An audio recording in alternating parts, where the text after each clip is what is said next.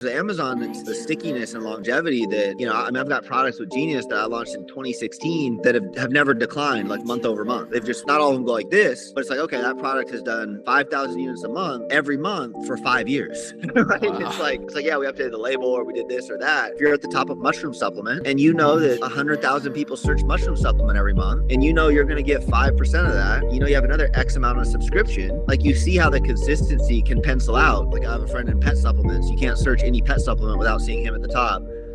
If you had to start from zero, this is a question I like to ask because my audience tends to hover around people who are kind of starting from zero, even though there's a bit of everything. But if you had to start from zero right now with what you know, what would you do to create your business, or what business would you even create?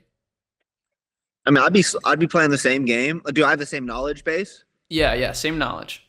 Oh yeah, so we'll be super specific. So if I have $0, because I get asked this sometimes too. Mm-hmm. If I had $0, I would, identify my product and my market, and I'd use some sort of AI to kind of develop the brand and get the structure together. I would pour into short form content because you need nothing but an iPhone to create that. I would do a Kickstarter or Indiegogo campaign, which are both crowdfunding sources where you can put your product up. Is your audience familiar with those? Yeah, so I'm More sure they are. I mean, it's pretty popular, I would say, or not popular, but well known. well known, yeah. So basically, it's a platform where you can put your idea up and have people pre-order your stuff and raise money for your first run. And so that's what I'd do. I'd use short form content to drive the traffic there. Hopefully, we'd hit a big enough home run where I could fund my first order and make a little bit less more for the next order. I would obviously fulfill the Kickstarter campaign. I'd use the additional funds to start on Amazon. Knowing me, I'd probably try to negotiate with the manufacturer for some terms to get a little more inventory. And we'd launch on Amazon with the same short form playbook. We start applying PPC, doubling down, reinvesting. I would live at home on a couch, so I don't need to take any money out of the business. That's what I did with Genius. I didn't live fancy at all. I poured everything back into the business. And that's what I would do again until I got to a point where I felt comfortable yeah. Wow. So then what do you think are some, because you would start with Amazon, obviously that's your bread and butter, it works, you're doing it now, you did it then. What are some pros and cons of Amazon? The biggest pro with Amazon is that 1 + 1 does not equal 2. 1 + 1 equals like 5. So if you drive a sale on there through a number of different ways and everything goes well, Amazon will start showing your product to other customers within their ecosystem. They have 100+ million Prime shoppers. That's a lot of potential eyeballs to see your product without additional ad spend.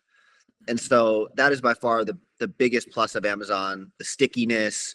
The average subscription on Amazon is 2 years, the average. So you get a customer on Subscribe and Save on Amazon, chances are they're going to have your product for at least 2 years. It gives you a really strong baseline and stable to build your brand on. I think the biggest negative is, you don't fully control your customer, right? You don't get all that data. You don't you don't get all the same insights. Now that being said, I think that's like overstated sometimes. Like you can retarget your customers. They're adding all sorts of new stuff where you can email them. You don't get the email, but they are trying to build out a dashboard of tools to exist within the Amazon ecosystem. So I would say those are the main pluses and minuses. And it's just one of those channels now, like it's synonymous with e-commerce, right? You need a website and you need Amazon because that's where the traffic's going to go, period. I think you mentioned something super crucial there that I actually had no idea about, the 2-year average subscription on Amazon. I think that ties in with what you were saying earlier about enterprise value. I mean, who wouldn't want to buy a business where they know their customer is going to be shopping with them for the next 2 years? Like that's insane. No, exactly.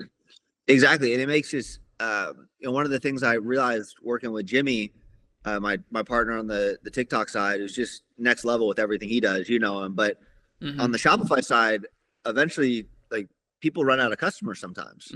It doesn't, there's like a well that eventually runs dry. Whereas with Amazon, it's the stickiness and longevity that, I mean, I've got products with Genius that I launched in 2016 that have never declined like month over month. They've just, and not all of them go like this, but it's like, okay, that product has done 5,000 units a month every month for 5 years. Right? Wow. It's like, yeah, we updated the label or we did this or that, but it's more just the consistency. And that's like, you know, if you're sitting at the top of search ranking, like if you're at the top of mushroom supplement, Mm-hmm. and you know that 100,000 people search mushroom supplement every month, and you know you're going to get 5% of that, you know you have another X amount on a subscription, like you see how the consistency can kind of can pencil out. So Mm-hmm. the biggest fear is like, do people stop shopping on Amazon? Probably not. You know, I mean, if you're in like a super trendy area, like one of my failures was a keto cookie brand. It was going really well for a while, and then people just stopped eating keto. And so that Right. that unfortunately, like all my search area became useless. But if you're in more of like a, you know, permanent area, like I have a friend in pet supplements, you can't search any pet supplement without seeing him at the top. I have Genius Caffeine, you know, caffeine pills. Mm-hmm. Those are areas that seem to be pretty timeless, and as long as people are searching them, you'll be getting meaningful sales on Amazon. Wow.